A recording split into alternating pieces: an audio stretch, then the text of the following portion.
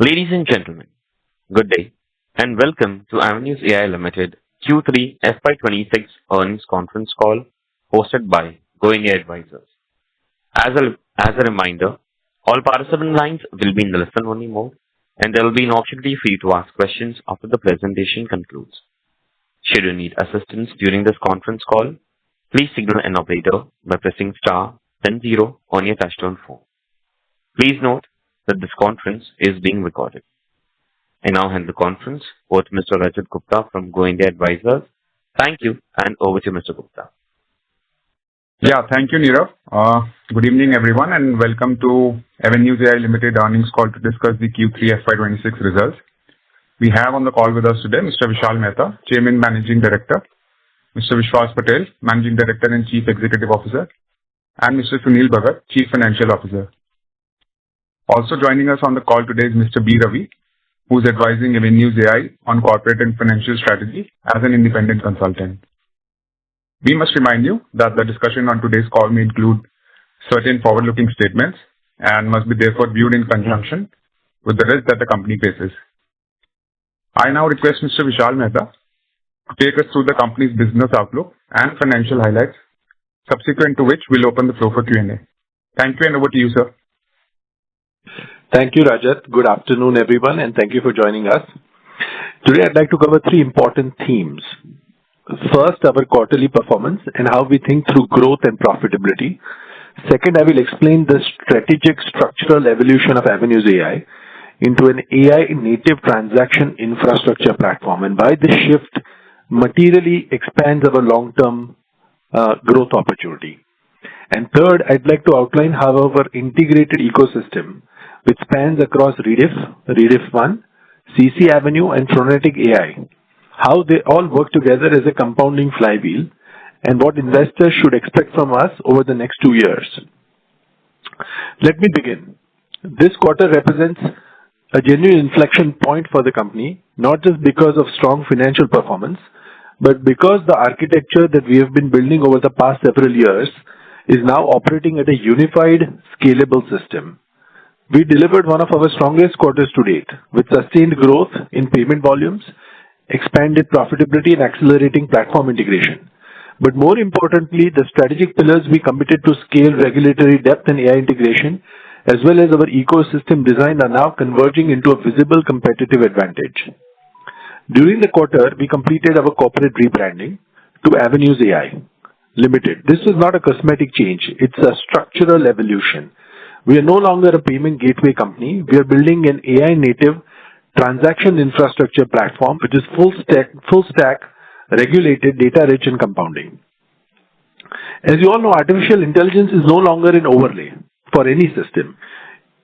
For us, it is embedded across our routing, fraud detection, risk management, reconciliation, orchestration, customer engagement, and decision automation. The AvenuesAI identity represents what we have already become: an intelligence-driven financial infrastructure company anchored by CC Avenue and increasingly relevant in global markets. I want to share how we see our self-reinforcing flywheel. AvenuesAI operates as a closed-loop ecosystem where consumers will generate intent, businesses will transact and operate, AI orchestrates the decision, payments monetize every interaction, and data will compound into an advantage for us. Every transaction makes the system smarter, and every data point improves automation. Every improvement strengthens our retention, and this is just not a linear revenue model. This is a learning system. At the center of this flywheel sits Rediff 1 and CC Avenue, the operating system of our ecosystem. Let me talk about our integrated architecture here. On the consumer side, Rediff integrates identity, intent, engagement, and increasingly financial participation. With a very large registered user base, UPI entry through a financial wellness positioning, and an evolving AI-native content layer, Rediff is becoming a meaningful consumer gateway for us. On the business side, Rediff 1 becomes the convergence layer, the AI-native back office for SMEs, enterprises, and institutions. It integrates communication workflows, compliances, and operational intelligence into a single environment. At the monetization core sits CC Avenue, the economic engine of our system. Its role is evolving from payment gateway to an AI-optimized financial execution layer, combining compliance, scale, orchestration, and intelligence. And powering all of this is Phronetic AI, the invisible orchestrator in our system. We think of Phronetic not just as a standalone AI company. It is the brains of our ecosystem. It converts every data into an action, whether to approve, reject, whether to route or retry, whether to predict or prevent, or whether to notify. It deploys agentic workflows across payments, operations, risk and compliance, and customer communication. The outcome is somewhat measurable, which is lower customer acquisition cost, higher processing, improved approval rates, reduced operational friction, and over time structural margin expansion. I want to touch upon how the system compounds over time. Consider a small business operating on Rediff 1. It acquires customers using Rediff. It runs operations on Rediff 1.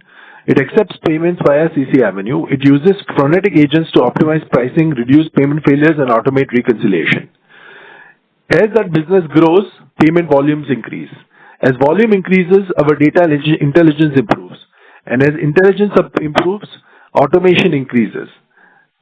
And we believe as automation increases, margins also expand. The switching cost move beyond just contractual dependency and they become operationally existential. This, we believe, is the power of integration. Finally, we see a clear 2-year structural outcome. Consumer scale expanding via Rediff, business lock-in depending and deepening through Rediff 1, predictable monetization compounding through CC Avenue, and margin expansion over time through AI. This is not an incremental feature growth. This is a platform-level operating leverage. And we don't want to build a quarterly story. It's a compounding story. We believe very few companies operate simultaneously across consumers, merchants, regulated payment infrastructure, and AI-driven orchestration. And even fewer still have them integrated into a closed-loop learning architecture. And that is the opportunity in front of us. And this quarter, for the first time, we are seeing the flywheel move as one system. I will now hand over the call to Vishwas for the operating details. Vishwas, over to you. Thank you, Vishal. Good afternoon, everyone.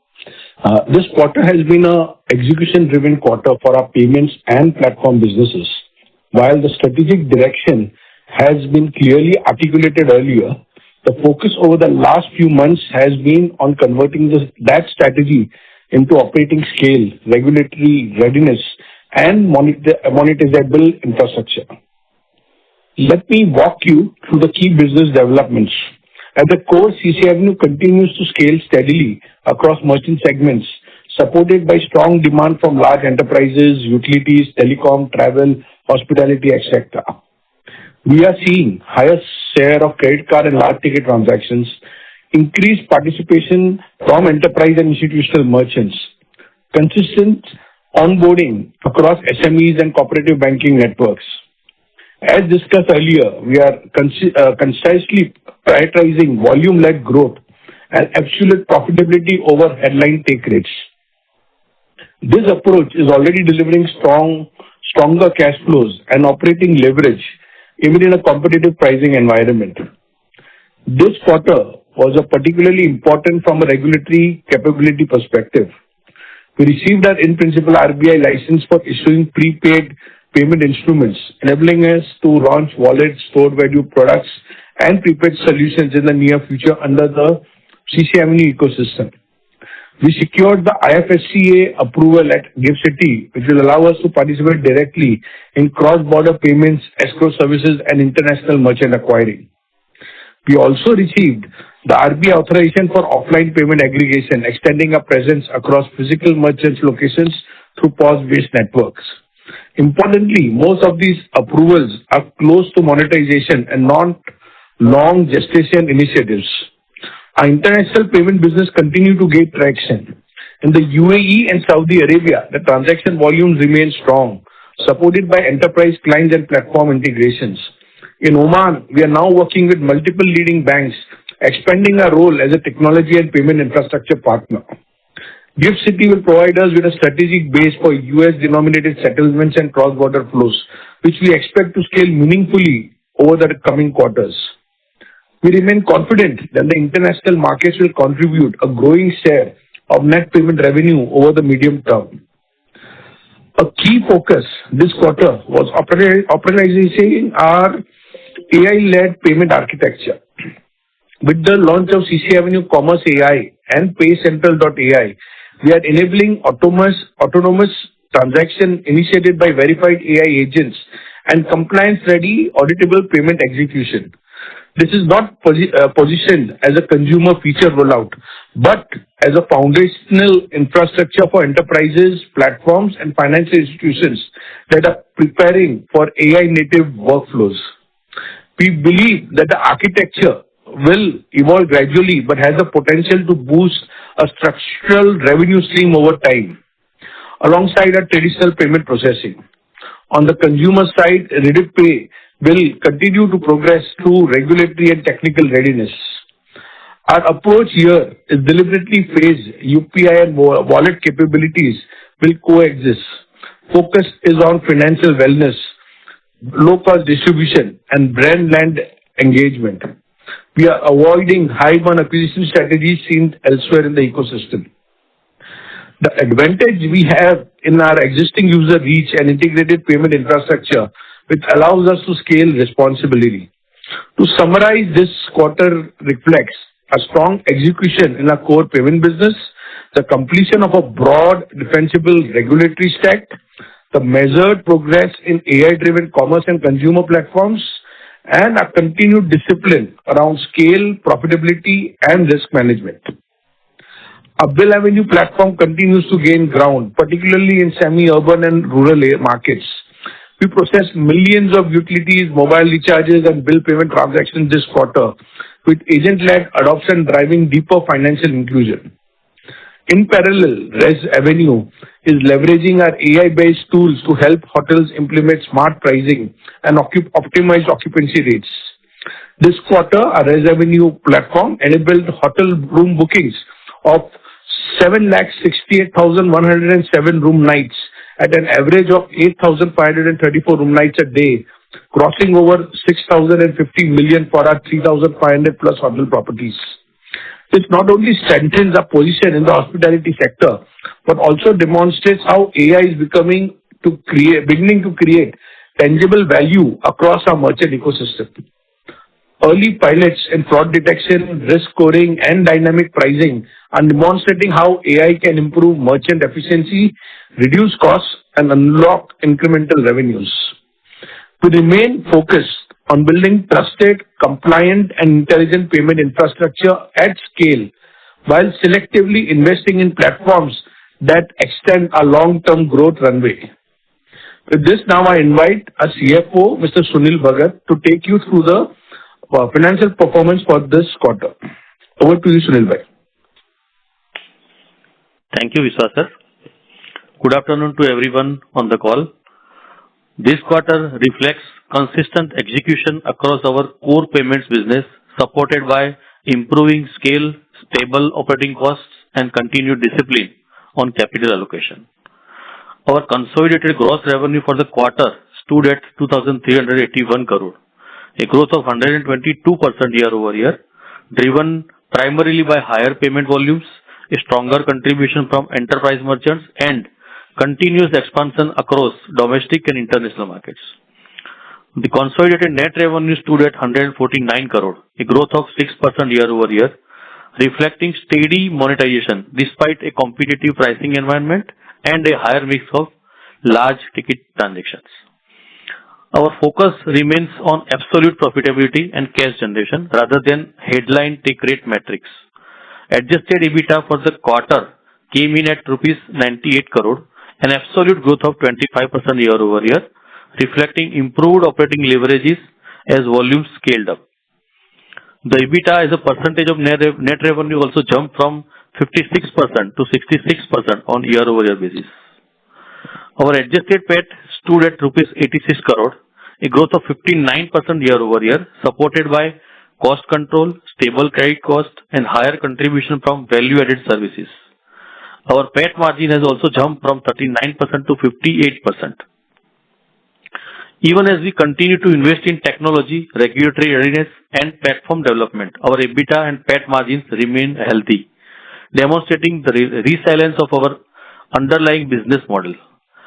As discussed earlier, the quarter saw a higher share of credit card and enterprise-led volumes, which typically carry lower take rates but significantly higher absolute contribution. Our strategy is very clear, that is, prioritize volume-led customer acquisition and operating cost. We believe this approach creates a more durable earnings profile, particularly as scale continues to build across merchant and institutional segments. We continue to maintain a strong balance sheet with healthy cash flows from operations and low leverage. This financial flexibility allows us to fund investments in AI and platform infrastructure and selectively invest in growth initiatives such as Rediff without stressing returns on or liquidity. Our capital allocation remains measured and returns driven. We have revised our full year guidance for financial year 26 as mentioned in slide number 17. The upward revision in FY26 guidance reflects a materially improved business outlook and stronger than anticipated operating momentum. Based on current trends in the transaction volumes, enterprise onboarding and international expansion, we remain confident in meeting and potentially exceeding our stated financial objectives, while continuing to invest prudently in long-term growth engines. To conclude, this quarter demonstrates that scale and profitability are growing together, margins remain resilient despite mixed changes, and our balance sheet strength positions us well for the next phase of growth. We remain focused on execution, efficiency, and reinforcing the financial foundations of the business as we build for the future. With this, we'll now open the floor for questions. Thank you very much. We will now begin with the question and answer session. Anyone who wishes to ask a question may press star and one on their touchtone telephone. If you wish to remove yourself from the question queue, you may press star and two. Participants are requested to use handsets while asking a question. Ladies and gentlemen, we will wait for a moment while the question queue assembles. Participants, you may press star and one to ask a question.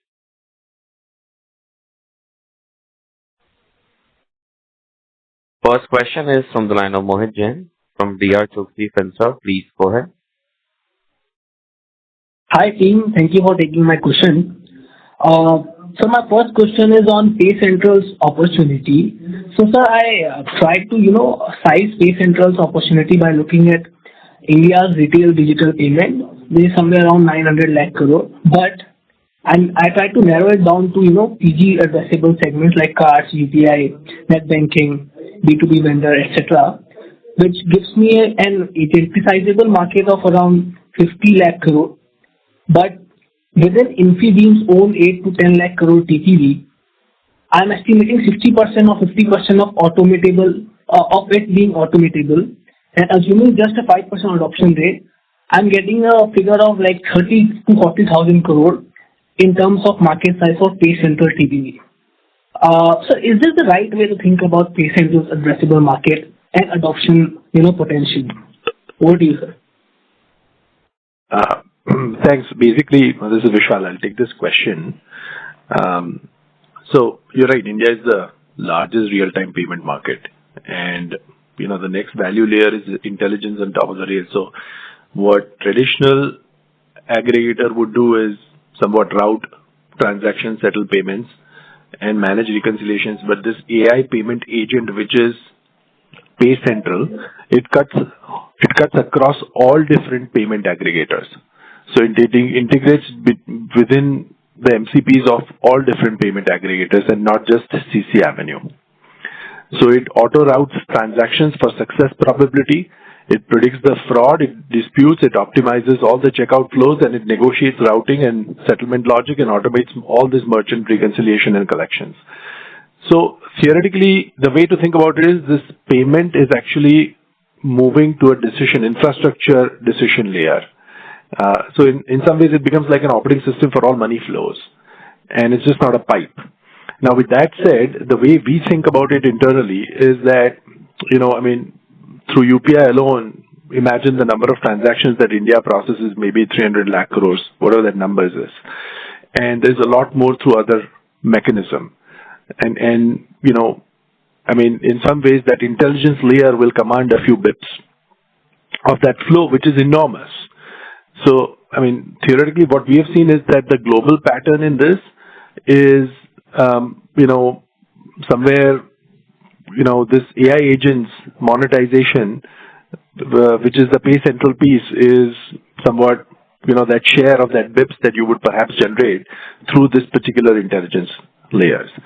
And for that to work and the TAM to play out, you need to have open rails, which UPI does, which is completely interoperable and API driven. You need to have massive scale with, some margins, because that is what will force this innovation to come through. And then this whole merchant digitization wave, which already has started, it's usually playing out. So in our thesis, where Pay Central sits is, merchants don't manage payments. AI agents manage money flows end to end. And whoever owns this layer will control the merchant financial workflow, their whole credit insights, the transaction intelligence, and the ecosystem control. And that is a far bigger price than a gateway margin. And so for us, it is somewhat, it's competing to become that intelligence layer. And of course, that payment agents have to be adapted across. We believe it's only a matter of time. The adoption in the AI wave is significantly picking up, and that's what we'd like to play out. But to your point, I think the TAM that you're talking about just on the CC Avenue ecosystem that we think about is also pretty significant. The other good thing, just so that you know, is that when you use agents, traditionally you will take a few minutes to close a transaction from intent to closure. Using agents, you can do it in seconds. So theoretically, when you think about closing a transaction, you will have to look at the product, look at the checkout, figure out how you essentially make that payment, and then the payment routing comes back, and then the confirmation comes through. And generally, what you would see is that, and most companies, they optimize on how many less clicks would you need to make as a human to be able to close a transaction. As an agent, you can do it in a few seconds. It's far more sophisticated and much more controlled, and the determinism also is very, very large in that. And a lot of protocols are being set out, to be able to handle such a thing. So yeah, I think to your point, I think the TAM is very large, but it will also be a function of adoption by many of the merchants. And we believe that consumer personal agents are any of us coming up. So I think transferring that agent to agent protocol and using Pay Central as a payment agent becomes very, fertile, if you come to think of it. Okay, thanks for the detailed answer, sir. Just a follow-up on this. So I understand that it's not just a Pay Central is not just about, the transaction, but it's about controlling the entire merchant financial workflow, which you just mentioned. So I know it is initial stage, but I just want to understand how do we, monetize it? Is it possible for you to tell the blended take rate which we can get from this opportunity itself, or it's very initial stage and it's very hard to tell this? No, it's not hard to tell. I will tell you, generally, payment gateway as a business is not going to go away. You still require the regulatory approvals and so on and so forth to come in. But when you actually give it to an agent, agent will also start earning BIPs on transactions. So theoretically, for someone who is whose payment, I think, one can imagine that very low single-digit BIPs across all the transaction volume is what the opportunity holds out to become. And we believe that that's significant if you come to think of it. So it will just add up into the margins and the BIPs. Okay, just to clarify, this low single digits or whatever it will be, it's an add-on to the earlier BIPs which we were collecting from just. That is correct. Absolutely. Thank you. That answers my question. Thanks for the detailed one, sir. All the best. Thank you. Next question is from the line of Darshil Pandya from Fintrust Capital. Please go ahead. Hi, can you hear me? Hello. Yes, sir. Go ahead. Yeah. So I just wanted to understand one thing. With the offline PI license now in place, you cover both online and physical payment flows. So should we view offline as a meaningful accelerator to your AI side, or through this higher transaction density, richer merchant level database will see something better?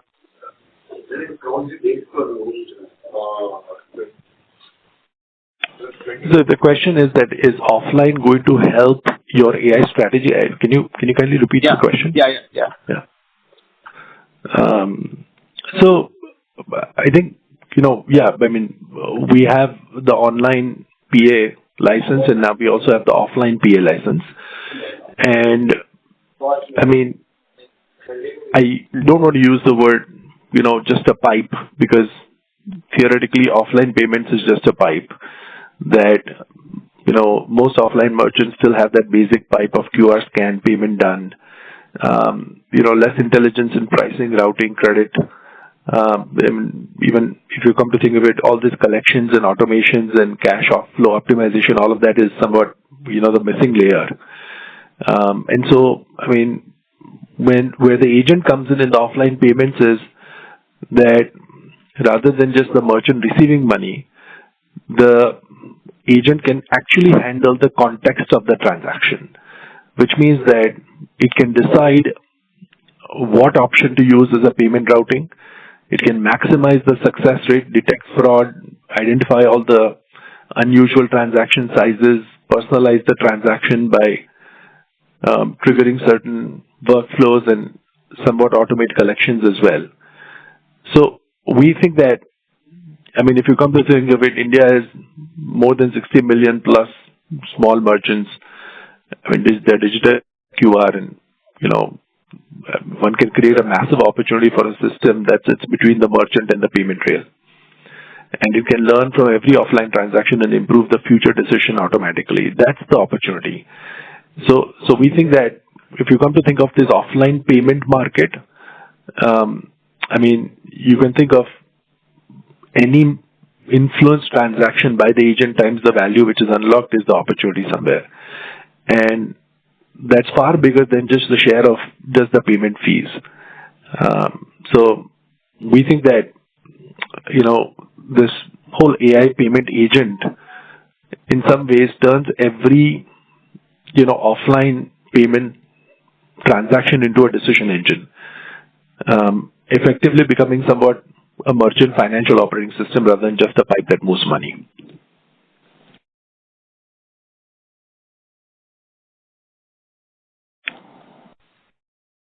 Does this answer your question? Yeah, this does. It does. Thank you. Next question is from the line of Pranav Mashruwala from Dolat Capital. Please go ahead. Hello. Yeah, hi, am I audible? Yes, sir. Go ahead. Yes. Hi. Thank you for the opportunity. One question was regarding Rediff 1. So, how many merchants have we onboarded on Rediff 1, shifted to that platform, and how is the activity in terms of active transaction and adoption? So, some color on that would be great. Sure. So, of course, we've publicly disclosed that, somewhere Rediff 1 is the whole productivity suite of all these enterprise platforms, and they combine communication, commerce, business productivity software suites, and in some ways, we target sovereignty, by, in some ways, local data hosting advantages and air gapping it out so that you don't have to use, any cloud system if you come to think of it. And so the strategic performance that we think is, when what you talk about the install base, is that there are more than 20,000 plus merchants already on the Rediff 1 system. And, the number of users of that is magnitude of that number, much, much larger. And so we think that, it's growing fairly well for us.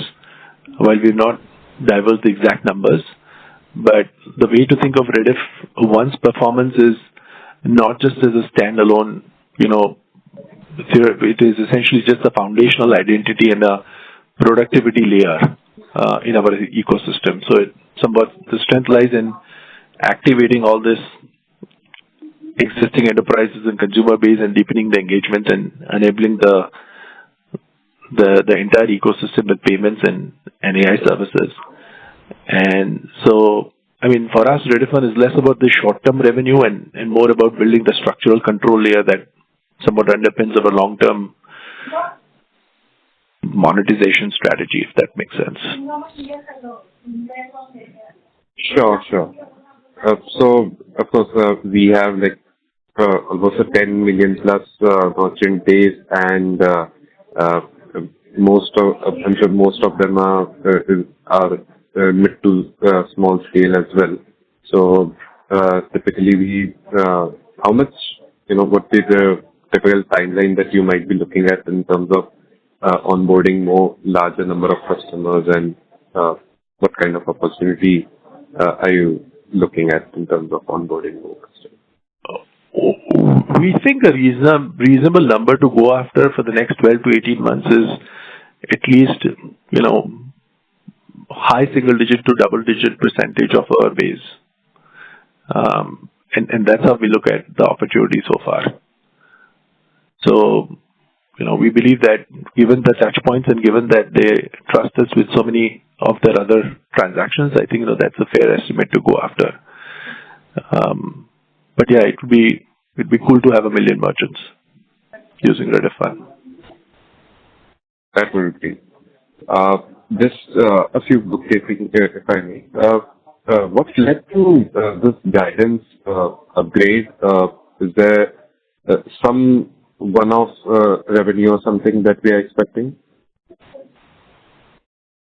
in a segment? No, I think we've already reached our, that for us, since payments becomes the intelligence layer, an intelligence-driven area, we think that we've deliberately made investments in scale and data density. So, payments are increasingly in some ways, intelligence service and maximizing transaction flow. So, if you look at our performance, we've reached the guidance that we'd given for this year in FY26. So, the upgrade is really a combination of our capacity to actually monetize, and somewhat we've prioritized revenue growth and also the depth in our ecosystem. So we are positioning the platform to generally significantly, give, better, value. And so we don't see this as a one-off. We think that, that's how it would potentially look like. And it somewhat reflects in terms of, if you look at the last 3 quarters and our performance, and if you look at the extrapolation of what it means for this quarter, you perhaps come down to our guidance numbers. Sure. Just last one on mine. We usually used to share transaction processing value for various of our platforms. Just on the CC Avenues TPV, please, if possible.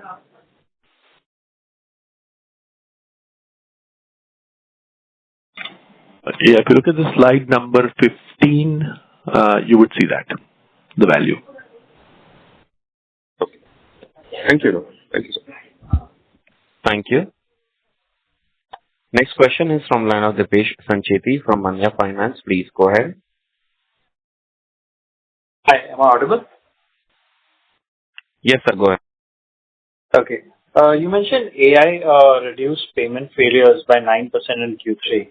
How much of this improvement is structural and embedded versus a model-specific gain that could plateau? Go ahead, Vishwas. So, basically, AI is intelligent routing. So, when we get a particular failure from a particular banks, right? And then we have the ability to route it to multiple other banks that we are working at the back end. So an intelligent AI-based system that we have implemented, which gauges on the success rate, going down to as back as just the last 5 minutes, which calculates the best success rates. It can be intelligently routed through this thing. And this is not across just one or two options, but this is across 200 plus options that is there, right? And even it's different cards that we have with 8 different banks and different systems. So this thing really helps in boosting success rates. Also, not only on the success rate, but a lot of transactions were also being dropped because of the earlier negative databases and frauds and dropship locations and many other things. Now with AI, we have been able to do a very dynamic and real kind of a thing where we have been able to, drop certain transactions where we see a fraud emerging in real time, so that it does not go only for the real transactions. So success rate automatically gets improved when these guys are trying through multiple different modes and using different other fraudulent numbers and cards to stop it. So these all help in boosting real transactions and other things that is there. Does this answer?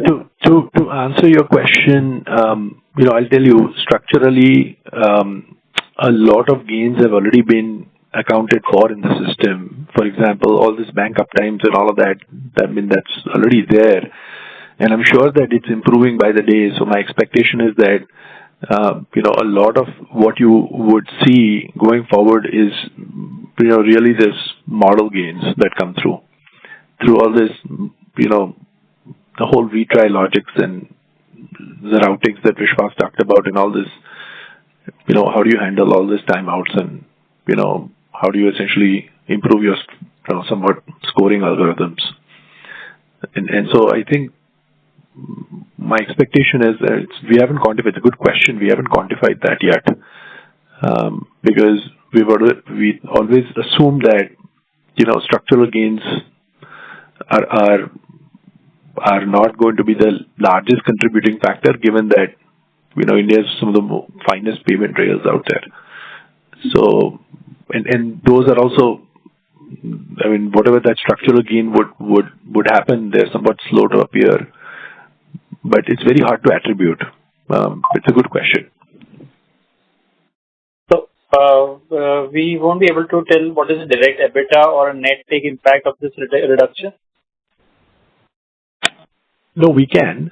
The question was that, are you seeing this? What I understood your question to be is that, are you able to, get a better success rate based on structural changes or the model changes? Yes.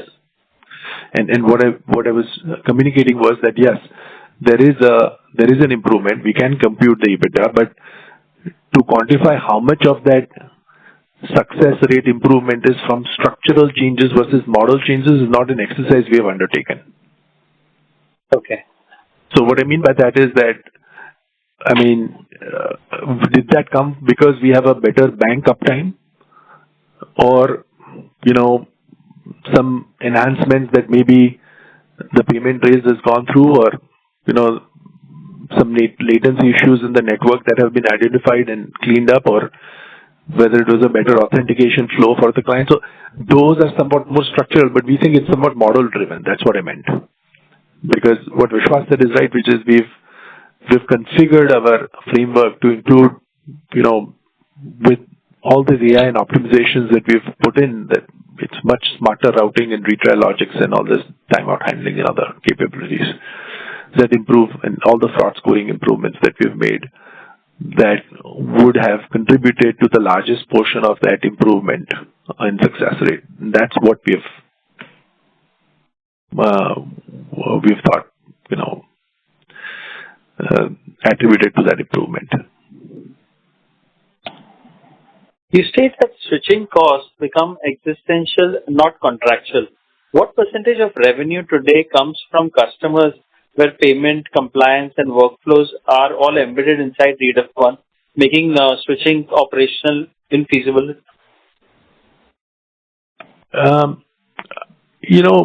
Come to think of it, there is a lot of Redifund has many productivity suites, and if you come to think of it, once you offer more than one service, the switching cost somewhat exponentially goes higher. And the moment you are handling a lot more data and data patterns, and then if you are also figuring out how to, in some ways, that cost of actually moving all that data and being able to serve becomes slightly higher. So once you have a flywheel framework where you are able to offer, to a particular client more than one service, we think that with somewhat, and especially when you, in the world of AI, where, data becomes the moat, and I'm sure one can argue synthetic data can also be produced, but we think data is the moat. And if you've been able to utilize that data and offer those services to that merchant, the switching cost exponentially increases. Because it won't do everything that, any other system, it may be very good, but it won't be able to provide the same level of efficiency that, a system, that utilizes data and provides all the AI prompts would be able to offer to you with all the learnings. Great. Okay, I'll fall back for a line for the next question. Thank you. Thank you. Next question is from the line of Rani Chanda from Altis Financial Partners. Please go ahead. Hi, am I audible? Rani, you're sounding distant. Can you speak a little louder and closer, please? Hello, am I audible now? Yes, go ahead. Yeah. Hi, so you've added multiple layers like agentic payments, offline PA, PPIs, cross-border UPI, and AI orchestration. So how do you prevent organization and product complexity from diluting focus before the flywheel economics fully kick in? Hello? Yeah, so the question is that, of course, the two brands that we have right now is CC Avenue and Rediff. And, the core for us is payments. So, if the question is that, are you focusing on too many areas? I think these are all related areas. And that's what completes our flywheel, the one that we have set out to architect. So, we think the focus will continue being that. And we have,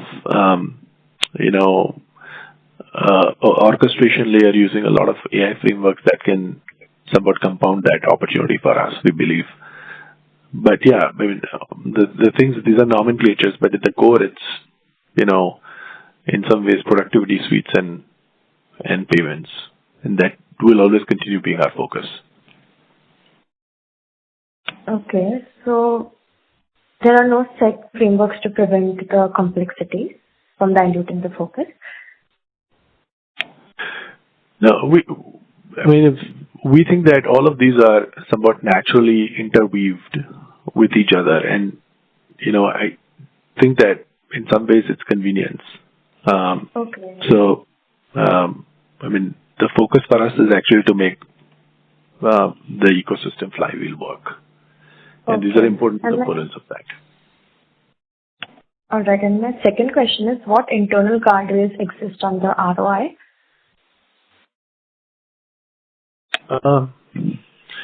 In terms of our investments? Yeah. So that we've been appropriately conservative all the way from the beginning. And we forward invest, and we want to know what that investment will end up looking like for us. And so I think, we'll continue with the same philosophy, which is how do we make sure that, what we are spending for, that ROI is measured and managed, and we are able to drive it. But see, our core principle, if you ask us, is that, our guardrails is not about stopping investments. We just want to make sure that whatever we spend will help us in terms of advantage or some platform advantage, if not today, tomorrow. So our guardrails for ROI is not short-term thinking. We want to be an AI-first payments business. We want to, evaluate, what happens in the next 12 months because a lot of things are changing. And we want to track what is the margin on a transaction and how do we, much like the success rate and, this floor, the loss reductions and time reductions. And, if we won't take up an initiative which won't improve our unit economics, if that makes sense. And that's like the very short-term, thought process because a lot of things are changing. But from a long-term perspective, we have to think about merchant stickiness, pretty much what we talked about in terms of how do we essentially get the switching cost rather than contractual to make it slightly more existential, and how do we use data as a moat, which is how do we ensure that, you are somewhat, reducing the amount of effort. And then the long-term ROI thinking is really about where do we see the non-linear scale? How do we ensure that we are bringing intelligence, because AI is really intelligence, and if we don't have that monetization, it won't work. So for us, that future monetization is really the strategic ROI test for us.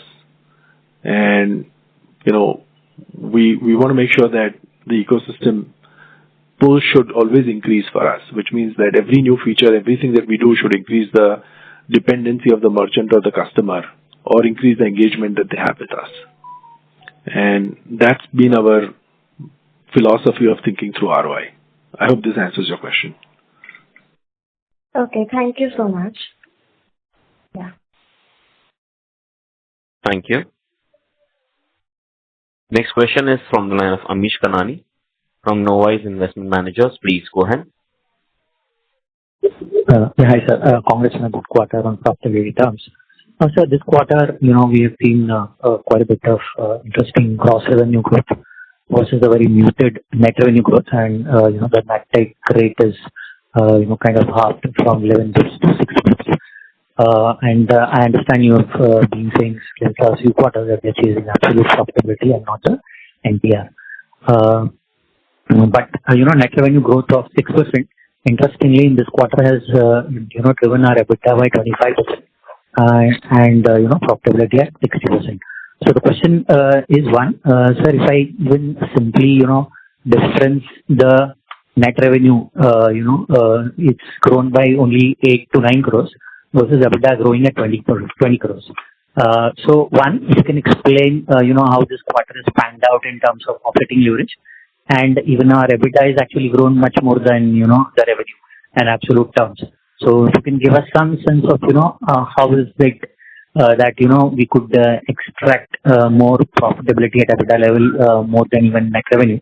So if you can explain that, because it definitely in this quarter focusing on absolute profitability is burnout.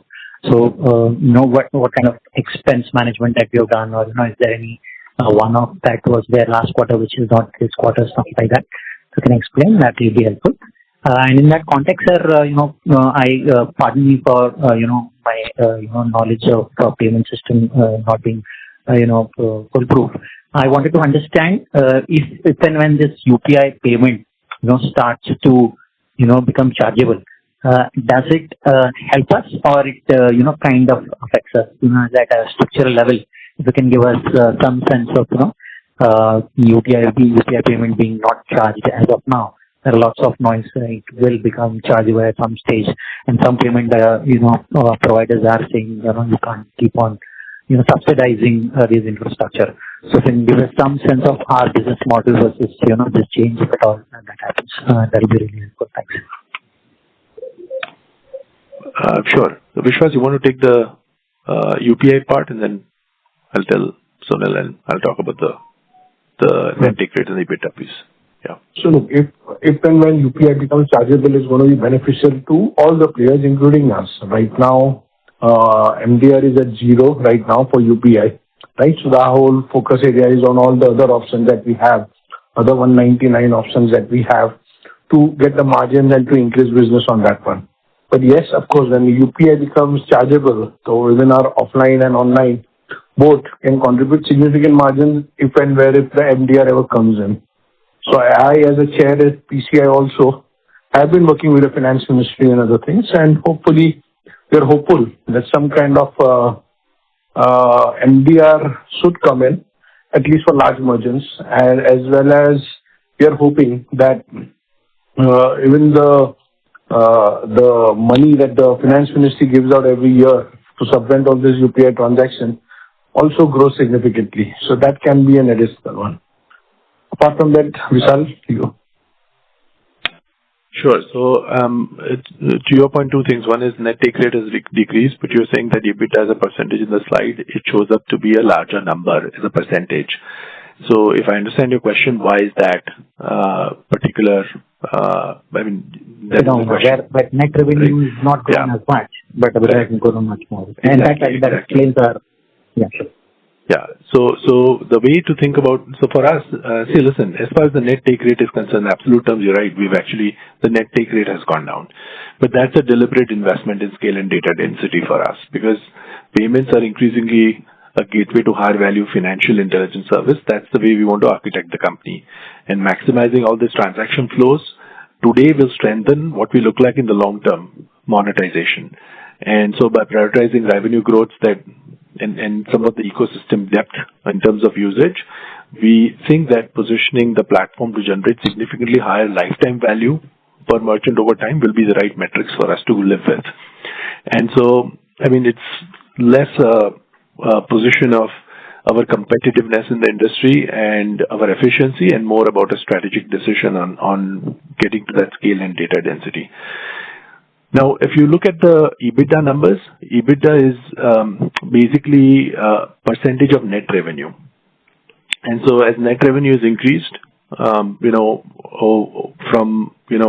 say about 140 crores to 148 crores, that 8.5 crores, the EBITDA percentage is a percentage of net revenue. And so certain expenses, of course, have been more efficient. That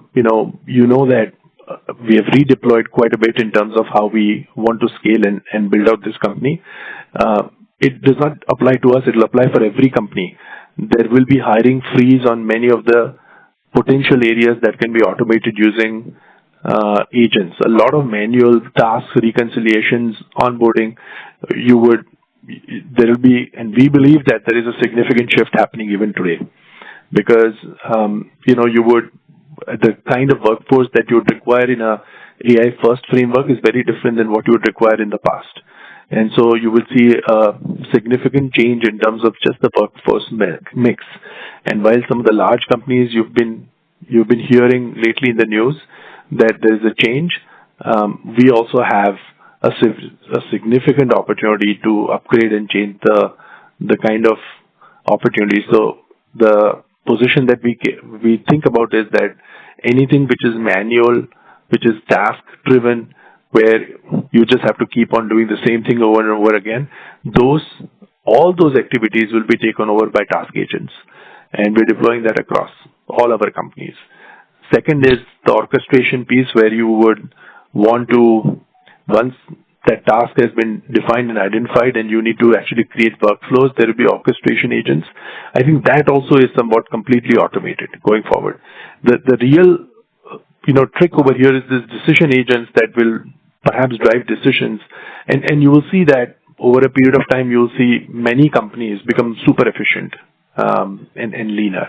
So we think that that's actually somewhat a margin expansion opportunity, but rather than thinking of it as reducing the workforce, and we would rather essentially upgrade the entire workforce and make sure that there's a natural transition to where we are versus where we would want to think of being.